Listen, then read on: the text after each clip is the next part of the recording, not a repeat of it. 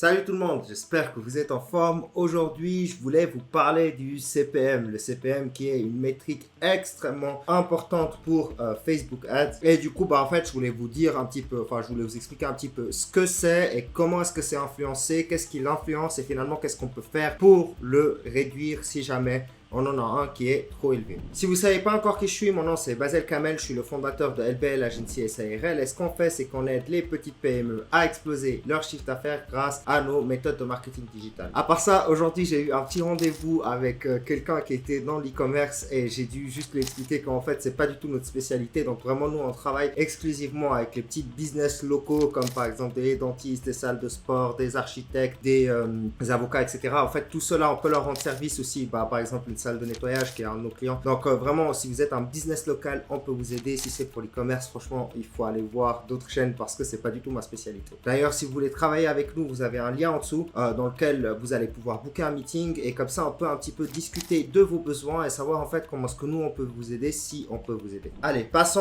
dans la suite de la vidéo. Donc concrètement, qu'est-ce que c'est le CPM? Donc le CPM, c'est une métrique, comme je viens de dire, extrêmement importante. Elle permet de savoir le coût par millier. Donc le coût pour afficher la publicité devant 1000 personnes de votre audience. Plus le CPM il est élevé, plus la publicité elle vous coûtera cher et moins elle sera rentable. Donc voilà, donc forcément c'est une métrique qui est extrêmement importante. Et le truc c'est que elle n'est pas dans votre contrôle, elle dépend beaucoup du marché et de Facebook. Donc concrètement, quels sont un petit peu les facteurs qui influencent le CPM? Donc la toute première chose c'est évidemment la concurrence. Du coup en fait pendant les forte période d'activité publicitaire, donc par exemple pendant les périodes de Black Friday ou pendant certaines périodes de l'été comme par exemple les vacances d'hiver, donc les fêtes, là vous allez avoir en fait un CPM qui sera plus élevé que normalement. Pourquoi? Parce que tout le monde fait de la publicité à la fin de l'année, c'est un élément qui est extrêmement important et du coup ça fait monter les CPM. Et donc du coup la concurrence c'est vraiment un facteur qui est super important parce que tout le monde vise les mêmes audiences et donc du coup Facebook va privilégier celui qui paye le plus. Donc, ils vont augmenter les CPM. Il y a aussi évidemment la qualité et la pertinence de l'annonce. Donc, si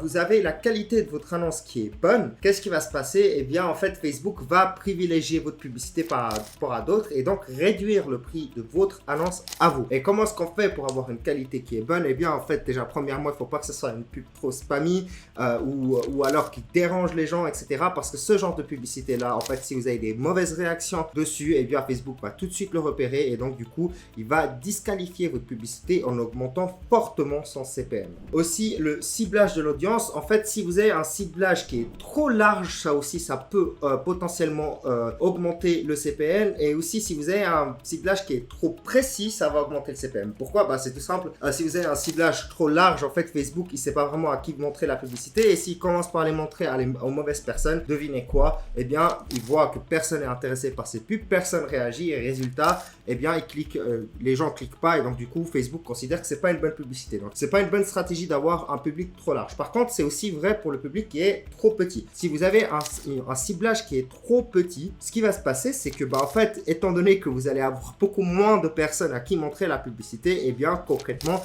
Facebook va vous faire payer plus parce que vous n'avez pas un large échantillon de personnes à qui montrer la publicité et du coup, forcément, ça coûtera plus cher. Donc, il y a aussi un facteur de saisonnalité. Donc là, je vais aller un petit peu plus dans le détail de comment est-ce que le CPM est influencé. Donc le facteur saisonnalité il est assez important. En l'occurrence là nous on le ressent par exemple pour certaines campagnes qu'on est en train de faire parce que les gens sont en vacances et du coup le CPM peut augmenter dans certains cas. Donc je vais vous donner un petit peu les facteurs saisonniers. Donc par exemple les vacances d'été, pendant l'été en fait certaines entreprises en fait ils vont drastiquement réduire leur coût publicitaire. Donc du coup, ce qui va potentiellement aussi diminuer le CPM. Parce que évidemment, comme j'ai dit avant, si vous avez moins de concurrence, et bien si vous avez moins de concurrence, forcément les prix vont baisser pour l'enchère et donc du coup, ça va être peut-être plus avantageux pour certaines entreprises de faire justement des publicités à ce moment-là parce que on a un CPM qui est plus bas étant donné qu'on a moins de personnes sur le marché. Par contre, pour les industries comme le tourisme et autres, et bien là, le CPM est beaucoup plus élevé parce que justement, ces industries-là, ils fonctionnent à foison justement pendant l'été. Et donc, qu'est-ce qui se passe? Tout le monde investit dans les pubs justement pour attirer les gens chez eux.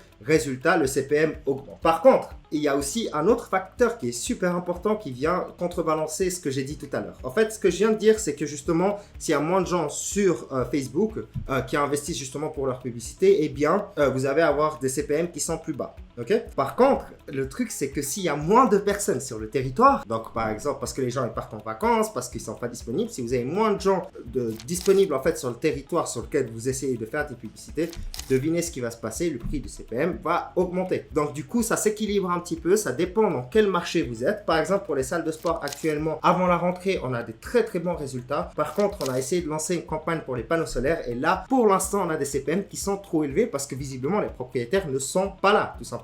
Donc du coup, on va refaire en fait la pub un peu plus tard, on va la retarder un petit peu parce que justement, c'est pas le moment étant donné que les gens ne sont pas sur le territoire, tout simplement. Les propriétaires, le public cible n'est tout simplement pas sur le territoire. Aussi, comme je viens de dire, les périodes de fête, donc de fin d'année, Nouvel An et Noël, etc., les CPM vont être beaucoup plus élevés aussi dans la période de Black Friday. Ça, je l'ai vu l'année passée de mes propres yeux. Les prix sont énormes. C'est beaucoup plus cher de faire des pubs à ce moment-là, mais c'est aussi extrêmement intéressant parce que c'est les périodes de fin d'année. Donc, concrètement, qu'est-ce que vous pouvez faire? Qu'est-ce que nous, on peut faire et vous pouvez faire pour baisser ce fameux CPM? Donc, concrètement, la toute première chose, c'est optimiser le ciblage. Donc, ne pas avoir une audience trop grande, ni avoir une audience trop petite. Du coup, il faut avoir une audience entre deux qui est suffisamment grande pour que le CPM soit intéressant. Vous pouvez aussi utiliser en fait des utilisateurs qui partagent les mêmes caractéristiques que vos clients actuels. Si vous voulez cibler des gens un peu plus spécifiques, vous pouvez prendre le profil de votre client actuel et essayer de faire un ciblage qui correspond à celui-là, mais laisser à Facebook quand même la possibilité d'aller plus loin. Donc, c'est pour ça que je conseillerais en fait de faire un ciblage avantage plus, où en fait, en l'occurrence, vous allez pouvoir donner des suggestions à Facebook sans l'obliger à montrer à ce type de personnes. Donc, vous prenez un petit peu votre clientèle actuelle, vous regardez quelles sont un petit peu leurs caractéristiques et vous rajoutez ça en fait en tant que ciblage, en tant que conseil, en fait, en tant que possibilité de ciblage pour Facebook pour qu'ils le prennent en considération lorsqu'il va lancer vos publicités. Le deuxième point, c'est évidemment améliorer la qualité des annonces. Donc, ça, c'est vraiment très, très important. Essayez des textes et des images différentes. Si vous voyez que le CPM il est élevé, généralement, il y a une grande chance que en fait, vos pubs, elles sont pas assez bonnes, pas assez pertinentes, pas assez percutantes. C'est un petit peu ce que j'ai aussi constaté pour la campagne de panneaux solaires qu'on a faite, qu'on doit retravailler justement. La pub, elle parle pas assez aux gens, en plus du fait que les gens, ils sont pas là. Eh bien, en fait, il faut qu'on ait une offre beaucoup plus forte. Quelque chose qui attire, qui donne envie aux clients de cliquer et d'aller plus loin et de soumettre ces informations pour que ça devienne un lead. En l'occurrence, pour les salles de sport, c'est extrêmement facile avec justement la possibilité de faire une offre. Et si vous faites une petite offre, par exemple d'été, etc., ou si vous faites un truc pour la rentrée, vous avez forcément des leads qui rentrent, c'est beaucoup plus simple. Mais ça va dépendre de votre industrie. Et donc, du coup, faites des publicités qui sont visuellement attirantes et mettez des offres qui sont intéressantes. Ça va clairement baisser le CPM, bien que, évidemment, le CPM va beaucoup dépendre du marché.